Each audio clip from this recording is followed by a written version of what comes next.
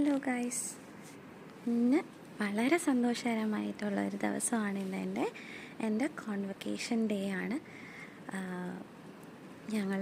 ഞാനും എബിച്ചാനും കൂടി ഇന്ന് ലൂട്ടനിലോട്ട് വന്നിരിക്കുവാണ്. ഇവിടെ വെച്ചാണ് ഞങ്ങളുടെ ഗ്രാജുവേഷൻ സെറമണി നടക്കുന്നത്.